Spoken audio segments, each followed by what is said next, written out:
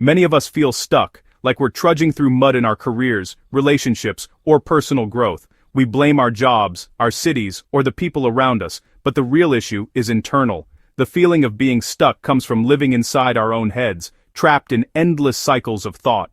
Our minds replay past mistakes and worry about futures that haven't happened, keeping us from the present. The more we think, the more tangled we become. The real prison isn't your life. It's the non-stop chatter of your mind. When you're anxious, your mind is in the future. When you regret, it's in the past. You're living in a story, not reality.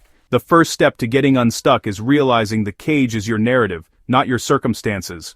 If you can change your mental habits, you can change your experience. It's not about fighting your thoughts, but gently redirecting your attention to the present. Life happens right here, right now. Overthinking is a habit, not a sign of intelligence or responsibility. We confuse worrying with problem solving, but overthinking just drains our energy. It's so ingrained, we barely notice it. We identify with our thoughts and let them define us. Thoughts are just mental events, not facts. Overthinking is your mind on autopilot, rewarded by a society that praises constant analysis, but it leaves us exhausted, spinning our wheels without progress. The first step to breaking the habit is awareness. Notice how often you're lost in thought. Catch yourself replaying conversations or worrying about the future. See overthinking for what it is, an unconscious pattern. Once you recognize it, you can choose a different path. Awareness is the beginning of change. You can gently guide your mind back to the present. Our minds are master storytellers, turning small events into epic dramas or tragedies. A comment from a friend becomes betrayal. A mistake at work becomes proof of incompetence. We live inside these stories as if they're reality, but they're just interpretations. Replaying arguments or worrying about the future creates real stress from fiction. Most of what we fear never happens, yet we suffer in our imagination. This constant mental drama is exhausting and keeps us stuck. Our minds debate our worth and decisions endlessly. The key is to recognize these thoughts as stories, not facts. You don't have to believe or engage with them. See them, acknowledge them, and let them pass. Step out of the mental cinema and into real life. Freedom comes from seeing thoughts as stories, not reality. You can choose presence over drama.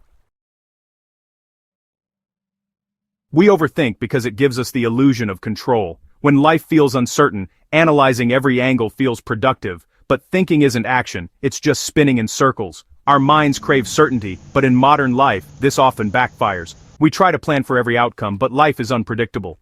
Overthinking promises safety, but delivers anxiety and exhaustion. Each time we worry and nothing bad happens, our brain thinks worrying worked, reinforcing the habit. True control comes from letting go and focusing on what you can do right now.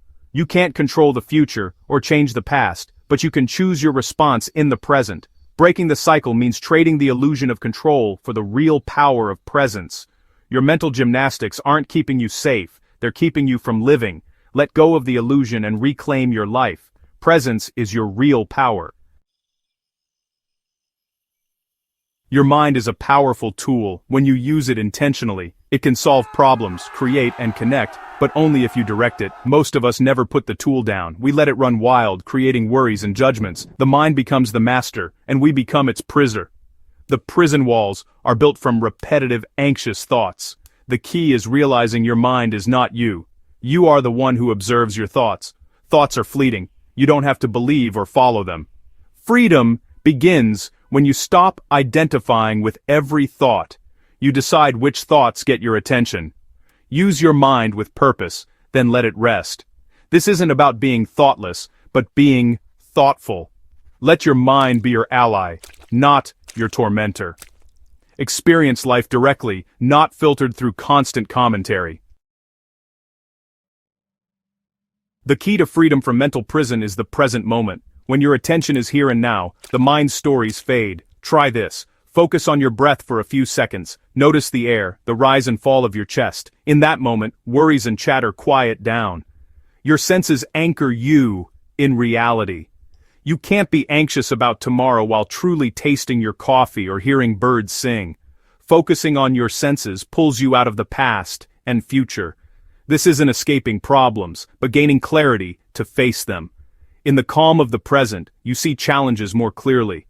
The present doesn't erase problems, but gives you peace to handle them. Return to the present for relief and perspective.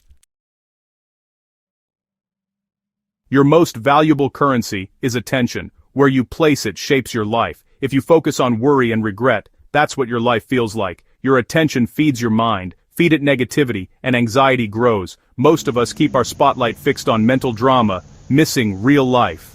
But you control the spotlight.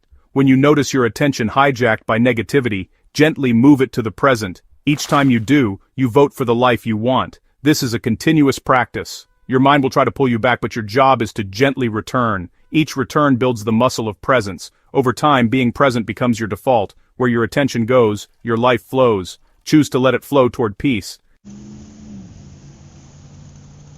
Knowing you need to leave your mental prison is one thing. Doing it is another. Start by labeling your thoughts. This is thinking, or this is worry. Labeling creates space between you and your thoughts. Next, return to your body and senses. Feel your feet. Notice the air.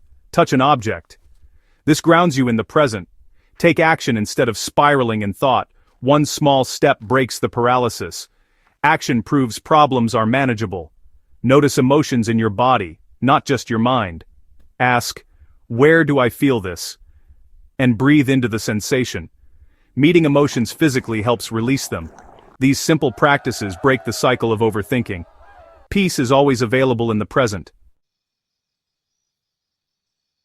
This journey isn't about silencing your mind forever. The goal is to change your relationship with your thoughts. Shift from being a passenger to the calm conductor of your mind. Practice returning to the present again and again. Each time you notice you're lost in thought and return, you're building a new habit. Be patient and compassionate. Unlearning takes time. Minds wander. The practice is in gently returning. Celebrate every moment of noticing, not just perfect presence. Anyone can do this, no matter how long you've been stuck. Peace exists in the space between thoughts, in your breath, in the world around you. By practicing these small returns, you break the habit of overthinking. Step out of the stories and into your life. Discover the calm, vibrant existence waiting for you.